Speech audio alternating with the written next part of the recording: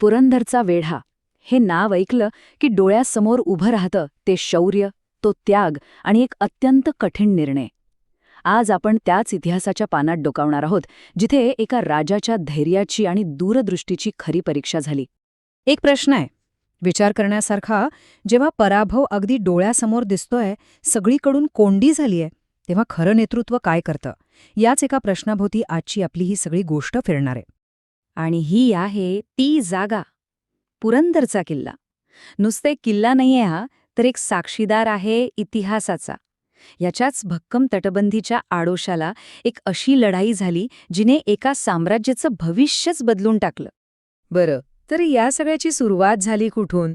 तर एका अशा घटनेतून ज्याने थेट दिल्लीच्या तख्तालाच हादरा दिला. असं काय घडलं होतं की खुद्द औरंगजेब बादशाह इतका संतापला? चला पाहूया. तर गोष्ट आहे शिवाजी महाराजांच्या एका धाडसी निर्णयाची. औरंगजेबाला धडा शिकवायचा होता, त्याच्या सत्तेला थेट आव्हान द्यायचं होतं. आणि त्यासाठी महाराजांनी निवडलं सुरत. हो, तेच सुरत, जे त्यावेळी मुघलांचं सर्वात मोठं आणि श्रीमंत व्यापारी बंदर होतं. आता सुरतेवरचा हा हल्ला म्हणजे औरंगजेबच्या प्रतिष्ठेला लागलेला एक मोठा तडाखा होता. त्याची इज्जत पार धुळीला मिळाली. आणि मग काय, बादशाह संतापला. त्याने मराठ्यांना कायमचं संपवण्यासाठी आपली सगळ्यात मोठी फौज दक्षिणेकडे पाठवली. आणि या फौजेचं नेतृत्व दिलं आपल्या दोन सगळ्यात मुरब्बी सरदारांकडे, मिर्झा राजे जयसिंग आणि दिलेर खान. हे प्रचंड सैन्य दक्षिणेत आलं आणि त्यांनी आपलं पहिलं लक्ष बनवलं पुरंदर किल्ल्याला, स्वराज्याचा एक महत्त्वाचा आणि भक्कम आधारस्तंभ. आणि इथूनच सुरुवात होते त्या इतिहासाला ज्याला आपण पुरंदरचा वेढा म्हणून ओळखतो. आता बघा, लढत कोणाकोणात होती. एका बाजूला होते मिर्झा राजे जयसिंग आणि दिलेर खान. त्यांच्यासोबत लाखांचं सैन्य, तोफा, हत्ती, सगळा जामानेमा. आणि दुसऱ्या बाजूला एकटा पुरंदर किल्ला आणि त्याचे किल्लेदार मुरारबाजी देशपांडे आपल्या काही मोजक्या मावळ्यांसोबत. वेढा पडला आणि दिलेर खानाच्या तोफा आग ओकू लागल्या. अक्षरशः तोफांचा पाऊस पडत होता किल्ल्यावर. तटबंदी ढासळत होती, सगळीकडे धूर आणि धूळ. पण आतले मावळे मुरारबाजींच्या नेतृत्वाखाली ते इंचभरी मागे हटले नाहीत, मोठ्या हिमतीने किल्ला लढवत होते. आणि याच वेढ्यात एक अशी घटना घडली, एक असं शौर्य दिसलं ज्याने या युद्धाला एका वेगळ्याच वळणावर नेऊन ठेवलं. ही गोष्ट आहे एका खऱ्या वीराच्या शेवटच्या लढाईची. आता बघा, मुरारबाजी फक्त किल्ला वाचवत बसले नाहीत. नाही, त्यांनी एक जबरदस्त धाडसी निर्णय घेतला. आपले फक्त 500 निवडक मावळे सोबत घेतले, किल्ल्याचा दरवाजा उघडला आणि थेट मुघलांच्या छावणीवर हल्ला चढवला.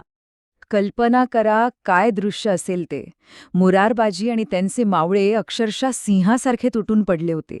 हर हर महादेवच्या गर्जनेने आसमंत दणाणून गेला होता आणि मुघल सैन्यात एकच पळापळ सुरू झाली. त्यांनी शत्रूला सळो की पळो करून सोडलं. हे सगळं दृश्य हत्तीवर बसून दिलेर खान पाहत होता. आणि तो थक्क झाला. मुरारबाजींचं शौर्य पाहून तो इतका प्रभावित झाला की त्याने लढाई थांबवली आणि मुरारबाजींना एक प्रस्ताव दिला.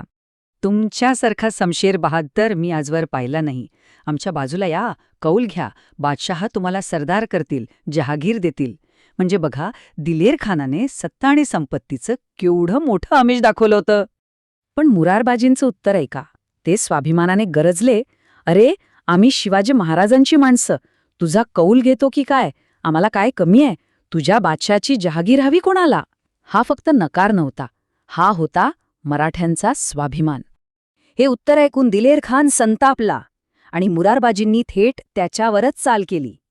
पण त्याच वेळी दिलेर खानाचा एक बाण सुटला आणि तो थेट मुरारबाजींच्या कंठात घुसला. तो वाघ, तो सिंह धारातीर्थी पडला.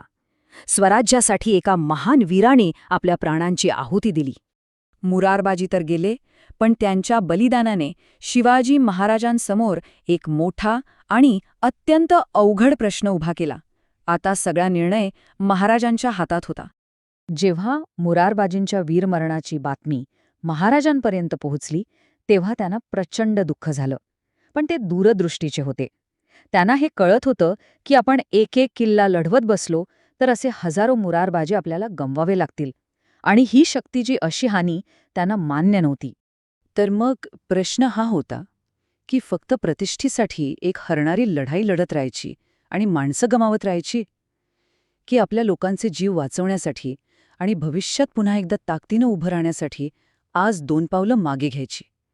खूप मोठा पेच होता हा.